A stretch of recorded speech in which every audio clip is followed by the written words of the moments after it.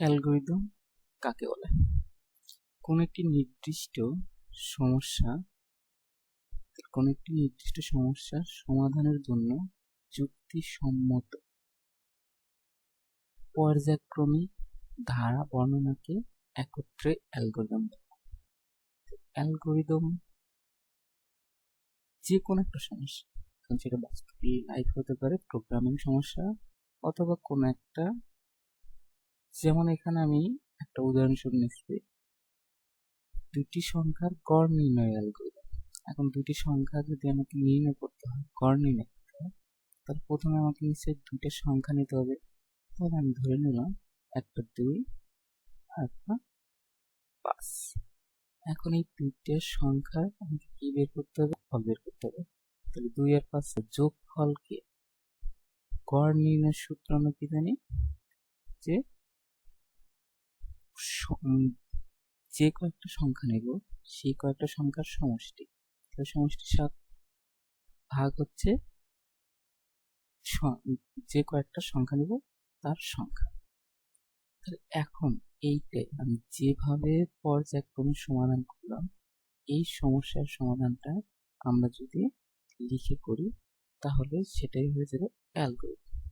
তাহলে ধাপ নাম্বার 1, প্রথমে আসি ধাপ 1। প্রথম ধাপে কি করতে হবে? শুরু। ধাপ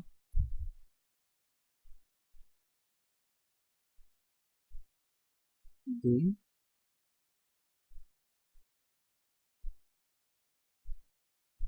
আমার ইনপুট হিসেবে এ এবং বি চলকের মান গ্রহণ করি।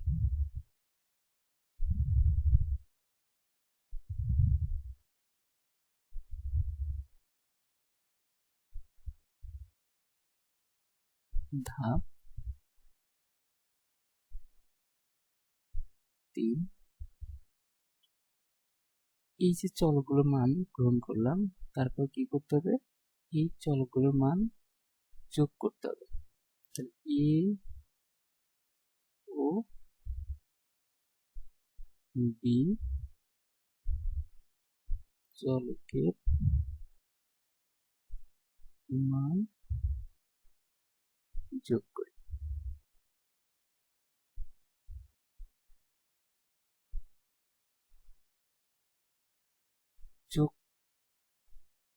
যোগ করলাম, যোগ করার পর এটাকে কোন একটা চলকের ভিতর রাখতে হবে। যেমন আমরা যোগ করে সাম চলকে রাখি।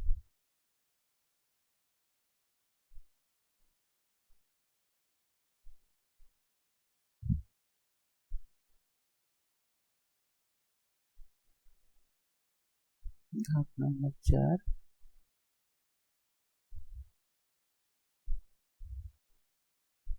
আমাকে নির্ণয় করতে হচ্ছে গড়।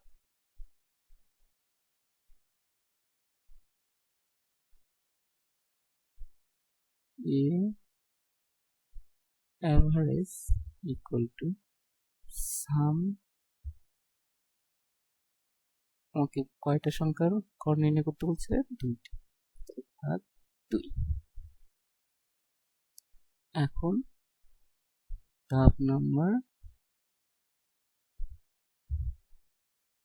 5, এই যে অ্যাভারেজটা নির্ণয় করলাম, এবার এই অ্যাভারেজটার ফলাফল প্রদর্শন করি।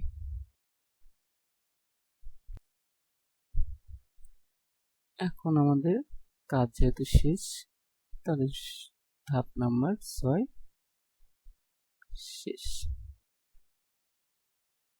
এটাই হচ্ছে অ্যালগরিদম। তাহলে অ্যালগরিদম হচ্ছে কি? কোনো একটা নির্দিষ্ট একটা সমস্যা, সেই সমস্যাটা কি ছিল? যে গড় নির্ণয়, দুইটা সংখ্যার গড় নির্ণয়।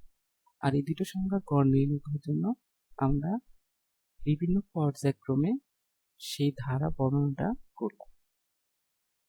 প্রথমেই ধাপে আমরা কি করেছি, যে আমরা শুরু করার পর তারপরে যে দুটো সংখ্যা যোগ করব সেই দুটো সংখ্যা নিলাম, সেটা হচ্ছে এ এবং বি।